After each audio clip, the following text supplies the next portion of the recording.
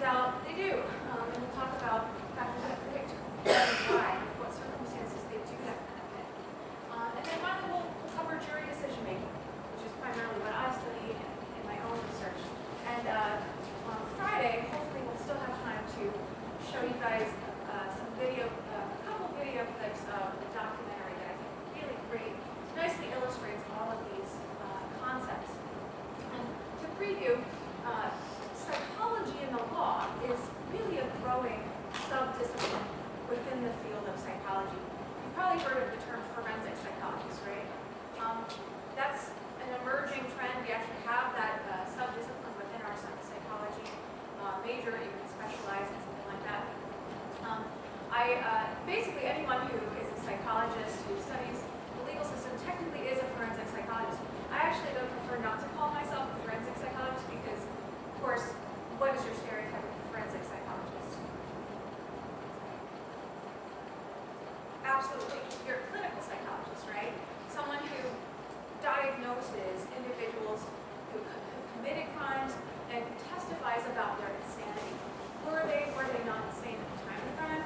Are they or are they not competent to stand trial currently? So that's the clinical side of forensic psychology, but obviously what we're going to focus on is the social psychological side of forensic psychology, or the experimental side. So, like I said, we're going to start off with eyewitness testimony. And like I said, I think it's important to start off with eyewitness testimony because in the American legal system, it is assigned a great deal of weight. In fact, we apply more weight, we believe more and apply more weight to evidence from eyewitness testimony than other evidence that is arguably circumstantial. That said, it can be often faulty. And it turns out research shows that jurors overestimate the accuracy of eyewitness testimony. And this is a very pervasive phenomenon that's supported by a lot of empirical research. In fact, are you guys familiar with the Innocence Project? Maybe. A couple people. Turns out there are a group of attorneys that basically do a lot of pro bono work examining individuals' cases who are currently on death row. And a lot of these individuals, who were on death row didn't have a lot of money. Or maybe they committed their crime in the 1980s before things like DNA testing was even a possibility. So what these individuals in the Innocence Project are now doing is going back and re-examining the evidence, the DNA evidence, and have, lo and behold, found more than 200, well over 200 cases of individuals who have now been exonerated due to DNA evidence testing. Of course, those are just the few who were lucky enough to have had DNA available on the scene to test. So there's arguably many more. Now what's interesting is of those cases of individuals who have now been exonerated, many of them spent their entire lives on death row, but who have now been exonerated due to DNA testing, approximately 75% of them had an eyewitness who identified them. So it turns out faulty eyewitness testimony is one of the most pervasive predictors of false convictions, essentially. And we'll talk about why that is. One classic study that illustrates exactly what can be problematic with eyewitness testimony was one conducted by Lindsay and colleagues. So what they did was the participants were college students who were sitting in basically a room, and they simulated the staged theft of a calculator. So they always had a culprit come in and stole a calculator. Now, the dependent variable was designed to simulate what people who witnessed a crime have to do. They have to identify a perpetrator. A lot of times from photos. So sometimes it's from a lineup, so actual humans will be shown. That's what you see in Law and Order, right? A lot of times it's from photos. So they'll actually give some photos of people they know didn't commit the crime. Sometimes even photos of police officers themselves who were there. Sometimes they'll snap photos from criminals that are in jail, so they know that they couldn't have committed that crime at the time. And then they'll put in who they think did it. So they'll insert the photo of the actual suspect. The question is, will the participant accurately identify the suspect? photos of 6 individuals, one of which was the thief, told them their job was to identify the thief that they saw. Now, the independent variable in this study was basically the viewing conditions. So, how easy was it for them to see the thief? Now, they didn't get a lot of time to look at the thief, although they had approximately a minute to look at this person, which you think would be supposedly sufficient. In fact, of course, it might even simulate the amount of time you might have to witness an individual who actually does commit a crime. They're not going to hang out there for a long time. What they also did was they manipulated the viewing condition of the thief by experimentally manipulating how low they wore their little hat on their head. So they either wore it really low or higher, or they didn't wear a hat at all. So obviously, if it's really low on their head, you're not seeing their faces clearly. Higher, you can see a little bit better, and if they're wearing a real hat, you can see their hair. Does this make sense?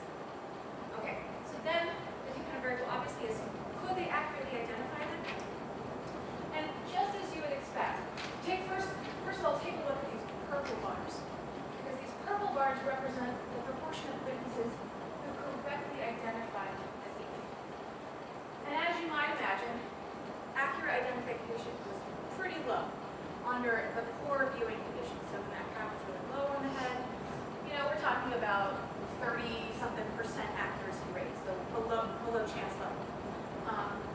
In that moderate condition, it's a little bit higher, but still only 50% are accurately identifying the thief. In the good conditions, much better, approximately 75% are accurately identifying the thief, but that still leaves a significant minority aren't, right? So approximately 25% are still getting it wrong, even under those good conditions. Now, what was interesting is in a second study, they basically cross-examined these witnesses. So, you guys know what I mean by cross-examination? Ever watched Law and Order, right? You're watching a trial. Basically, the witness has to be asked questions by the attorney. So, they have to be asked questions to show the jury whether or not this is a witness we should believe, whether or not this eyewitness identification is believable, right? Does this make sense? Because that's the jury's job, is to decide how credible, how believable this witness is. So they basically simulated cross-examination by asking the participants in front of a new group of participants, prospective jurors, mock jurors essentially, a series of questions to mirror cross-examination. So for instance, how far away were you from the thief while this happened? What was the color of the thief's hair? Did you spend a good deal of time looking at this person's face? So a series of questions, essentially, to mirror cross-examination. Does that make sense? So what they found afterwards was they asked those participants who were pretending to be mock jurors to evaluate the credibility, to evaluate the accuracy of those eyewitnesses, and to estimate how accurate they think they were. And here, those purple bars, or those blue bars, greenish blue, I guess, represent the proportion of jurors who thought the witness made the correct identification. Is this making sense? So what's the pattern going on here for the proportion of jurors who thought the witness was making the correct identification? What do we see there? They're more likely to think that they are. Absolutely. So in every single condition, they're actually more likely, or they overestimate the actual accuracy of that eyewitness. And in fact, they do that most under what conditions? Right? They significantly overestimate the accuracy of that eyewitness under those poor viewing conditions. Of course, they do it in every condition, but it's especially concerning when they really couldn't see them well. Does this make sense? It turns out also, one thing that really predicts the believability of an eyewitness is how confident the eyewitness sounds. So this is something to keep in mind. If you're ever a witness on stand in a trial, sound confident. If you want the jury to believe you, sound confident. Because that turns out to be a really strong predictor of whether or not jurors will believe you. Now what's interesting about that is confidence in no way predicts actual accuracy. So, ironically enough, we really believe confidence, but confidence that we actually assessed the eyewitnesses' confidence in their viewing ability, and it in no way predicted their actual viewing. Does this make sense?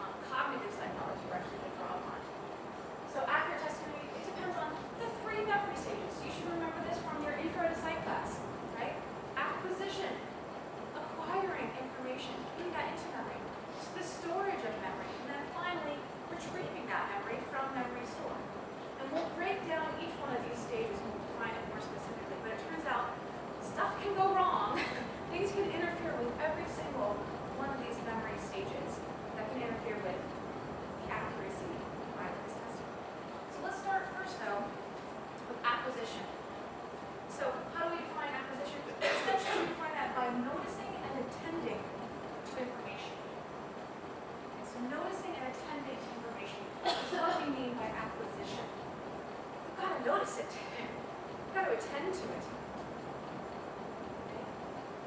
So obviously in the context of crimes, what sorts of things might interfere with our acquisition of that information?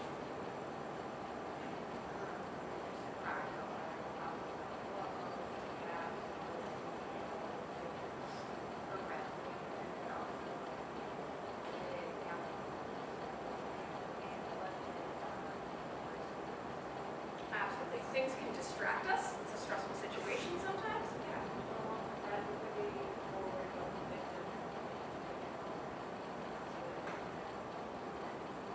Absolutely. Are we always staring at the face of the perpetrator? Maybe not. Maybe we're staring at the face of the victim who maybe is injured, right? That might be more of an attention. Yeah. But it could happen where it's really busy and you just wait until it's like, Absolutely. That's a huge one, right? It might just be the case that, for most of us, crimes are unexpected. We don't expect someone to walk in and steal something. Of course, when we're not anticipating something, we're not expecting to see something, oftentimes we just simply fail to see it. Does this make sense? In fact, I thought I'd do a short little demonstration. You might have seen this before, but I always like to do it in case you haven't. I'm going to blow it up and turn off this light. So this is actually an attention test. So what your job, you'll be given instructions, but what your job is to do is to count the number of times that people wearing white shirts are passing a ball. Does this make sense? So it'll explain it.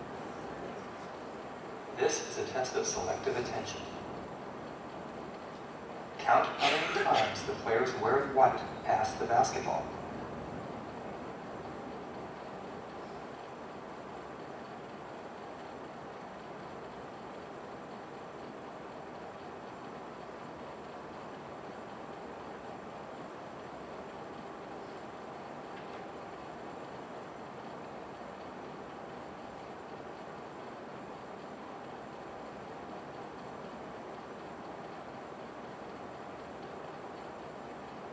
How many passes did you count?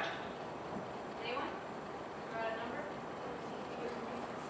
15, 16, 14? I believe it is 17. 15. Correct answer is 15 Right, I got passes. 15.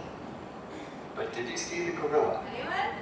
All right, let's see a show of hands. If you haven't seen it before, how many of you guys have seen the gorilla? Let's see, a couple.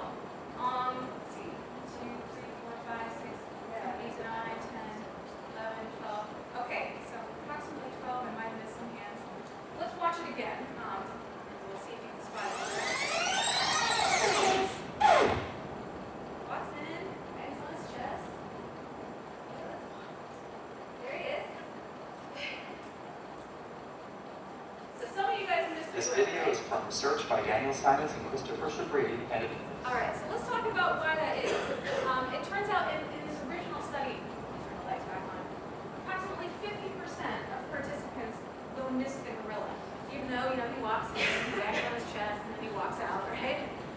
So what's going on there? What is explaining why we're missing something that seems pretty obvious? Yeah. Because you're specifically getting passes. Absolutely. I mean, it illustrates the power of selective attention. When I'm focused on one thing, I really can be relatively blind to arguably big things that have happened. He's wearing black. That's the cool thing I don't like about the studies. Before what happened, they made like the gorilla green. Make a different They're only color. wearing black shirts, they think the only. Right. But if you're gonna notice something in neon, that'd be like, Maybe that would be more noticeable. yeah. I noticed there was one more person wearing black, like out of the corner, and I was like, It does look like it's more crowded. Black. Absolutely. Probably that you would find some differences there. Yeah. I mean, I agree, but I think if we're applying this to eyewitnesses and like identifying crimes, especially thefts, they're going to be wearing black. We're going to be trying to put it, so it's I think more accurate being that for some of the instances so much more accurately predicts how many people are going to notice people. Or, I mean, if you guys have ever seen magicians, right? Try to trick you and talk to you, and then basically they're holding your watch, right? What happened there? I didn't feel you remove it from a hand or even touch me or anything. But it's because they're diverting your attention elsewhere. And so they're not doing magic, they're just applying principles of psychology to fool us, essentially.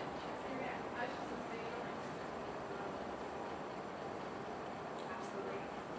It violates our expectations, certainly. In fact, there's another study that really nicely illustrates the power of selective attention. And this study, what they did, maybe we've talked about it, I'm not sure if we have. We talked about the study in which participants are basically college students walking around campus, and then they're approached by someone who says, "Hey, I'm lost, would you mind if you show me where I'm supposed to go?" And in the middle, they've got this map, they're just sort of talking to the person. And then in the middle of that conversation, these two men carrying a door walk in the middle, in between them. And as they walk in between them, the first guy is replaced by a second guy. And then they continue to have that conversation. And the question is, will they notice the change in person? So I'll actually show you. Darren Brown, nicely. I love Darren Brown because he is our magician, but he just uses, this study was already done before he found out and demonstrated it, but he nicely demonstrates it. This program fuses magic, suggestion, psychology, misdirection, and showmanship. I achieve all the results you'll see through a varied mixture of those techniques. At no point are actors or stooges used in the show. Most of us think we're pretty observant, but with a bit of mind control, I wanted to see if I could make these people take even the most obvious things for granted. Excuse me, do you know how to get to Trinity Church from here? You see that church down there? Yep, straight through there. Oh, the really cute lady down there. You see that church is down there? Yeah. You stay on that, which is like the roadway. And then you walk down 2 or 3 blocks, and the church is on the right hand side. We're walking in that direction. Excuse me, you know where Trinity Church is, do you?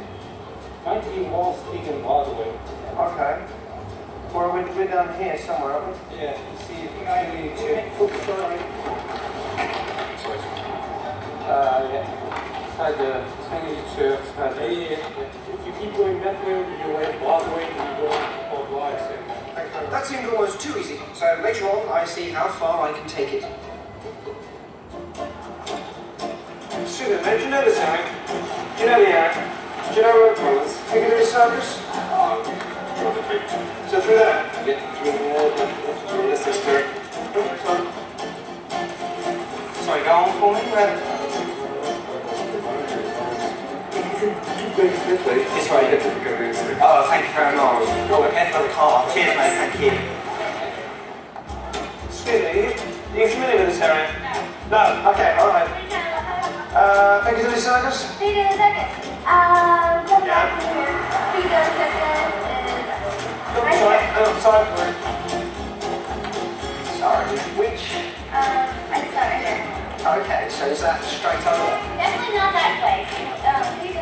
I know it's that direction. Oh, that way. Okay, thank you.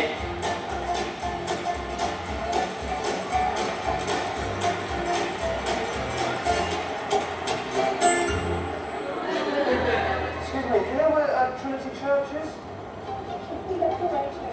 Okay. Last time I switched with someone who looked a little bit like me, but where's the fun in that? You know who best direction? The other side is the ladies' table. That's the pool. No, the ladies are great. The other side. Yeah, the other side. But you say you don't know where it is. Exactly what street? No, but in that direction. Okay. Yeah. Okay. Do you know where Trinity Church is? From here? Yeah, fine. Come on, I'll take you. You want to walk now? I'm going to catch some other people.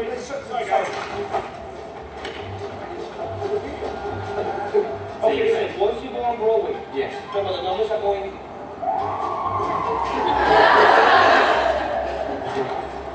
Once you get to Broadway, walk up straight down and just walk straight down. You're going to see it. Right? It's really brown. That's brilliant. Thanks for your Don't help. worry about it. Don't worry about it.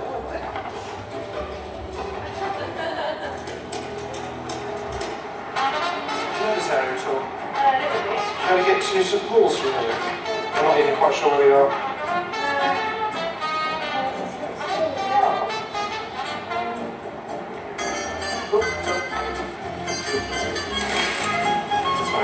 trying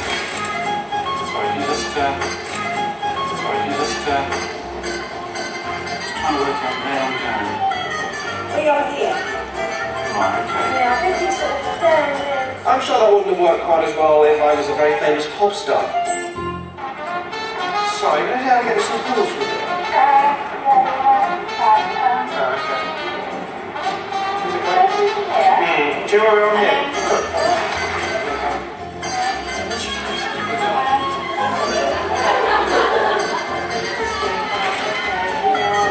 Is that on the list actually? Yeah, that right there is Oakwood.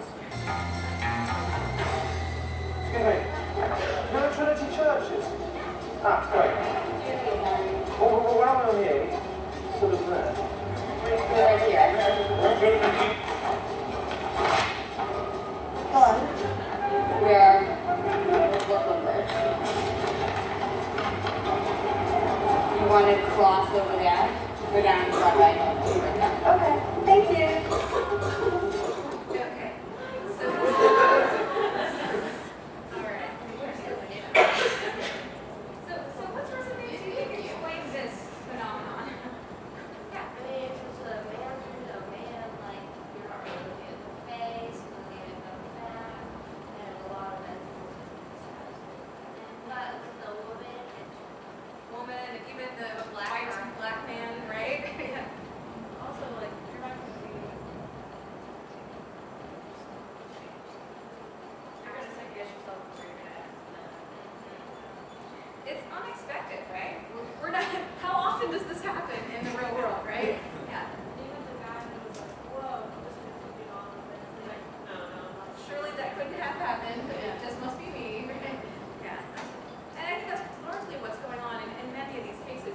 I will say, though, that there are factors that make this even more likely. In the original study, they weren't quite as successful. I think Darren Brown must be especially good at this kind of thing, but well, work is only showing us the ones that work. Yeah. In the original study, it was approximately a 50% fool rate, which is still fairly high. And even among the people who weren't totally fooled, they were just sort of like, sure. So they actually followed up afterwards and asked them, did you notice anything different? So when they asked them, some of them, approximately 50% would say, no, maybe I noticed something. They weren't totally sure. But the other 50% completely fooled. Yeah. Well, it actually helped with the face a little so bad because like, the person went on the face and forgot what the person they were talking to looked like. They didn't really look at that person. Oh, and then, oh yeah, I was talking to them. Possibly. Because it was just a blank. Well, and even in the original study, they used a door. Yeah, exactly. So it was Maybe. Well, and let's also, go ahead. I saw videos of like this where they used a mirror, so they were kind of looking at themselves. It works. I mean, I think about this sometimes when I just walk across campus. I remember one time I walked across Cook, the front of Cook, and just thought to myself, how long has it been since this tree is, because I think they totally renovated that front garden area. They always do the Yeah, and I just think I walk past this every day, and I don't know when this happened, because it's sort of, one of those things that is big environmental changes that may or may not notice. But in the original study, they did a couple of things. One of their independent variables was whether or not the person approaching the unsuspecting participants was in their group, so a fellow college student, or whether they weren't in their group. So what they did was they actually had either construction workers or college students approach and ask for directions.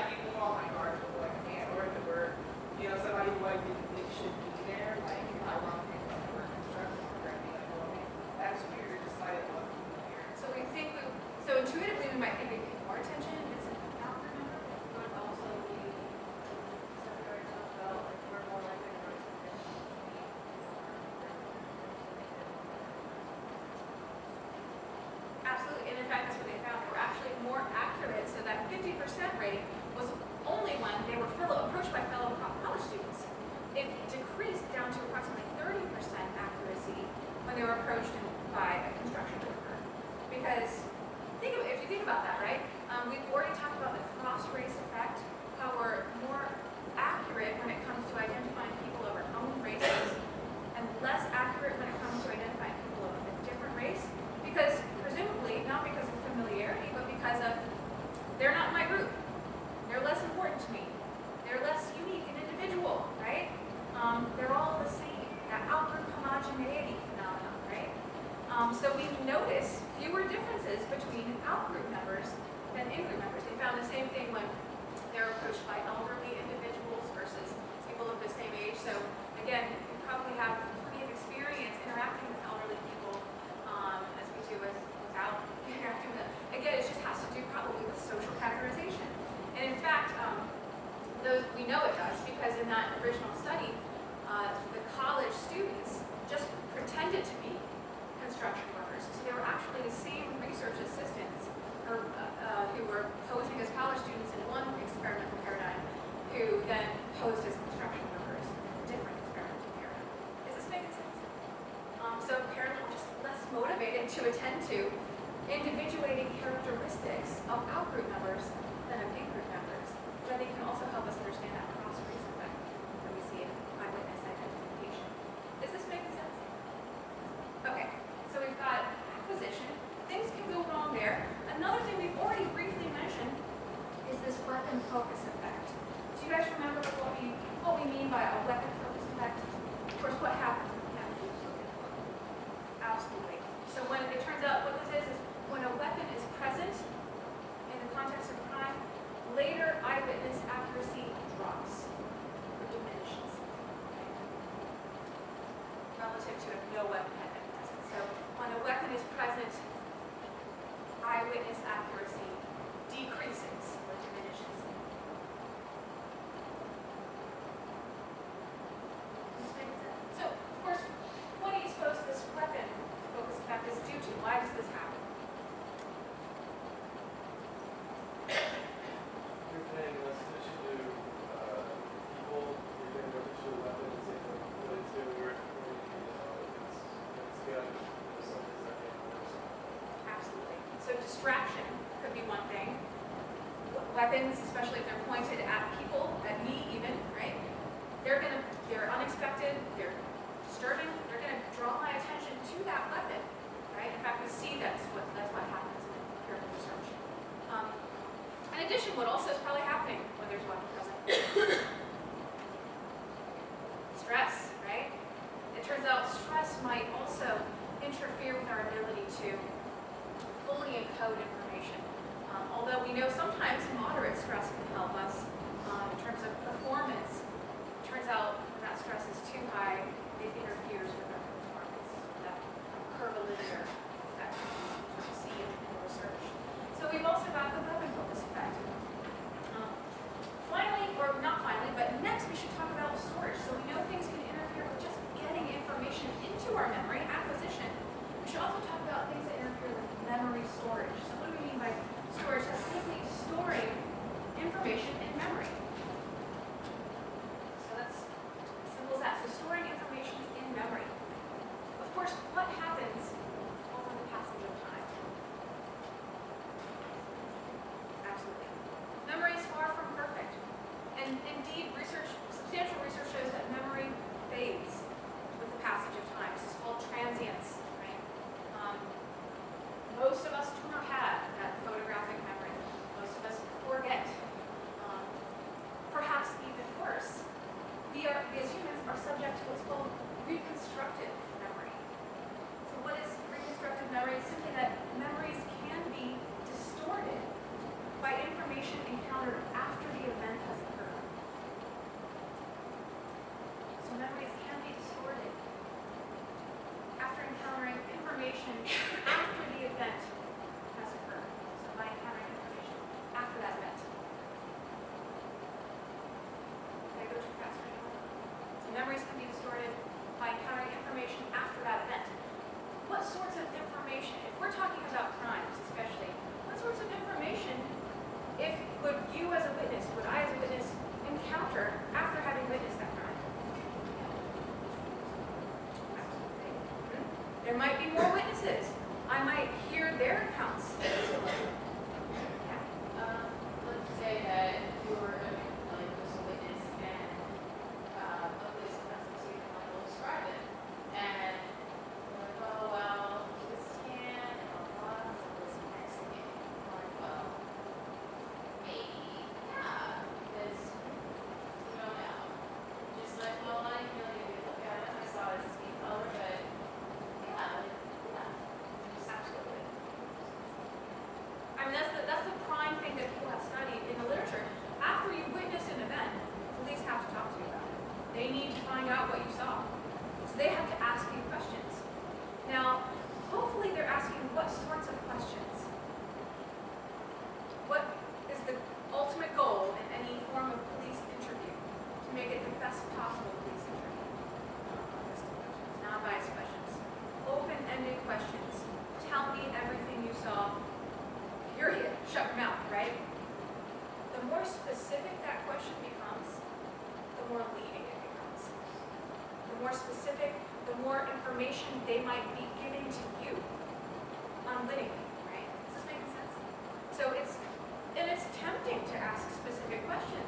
The police officer is going to want to know the answers to those specific questions. But ultimately, the goal is to get the person to provide it on their own without asking those specific questions, because as we know from research, the more specific, the more leading that question is, the more likely we are to plant memories in those participants' brains that weren't there before, or to change their memories. So we know this from tons and tons of classic research conducted by Elizabeth Loftus. You guys remember Elizabeth Loftus?